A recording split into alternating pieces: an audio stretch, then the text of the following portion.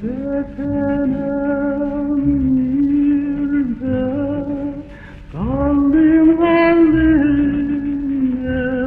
ellerde zakkın oldu bana çünkü gönül hasrette zakkın oldu bana çünkü gönül hasrette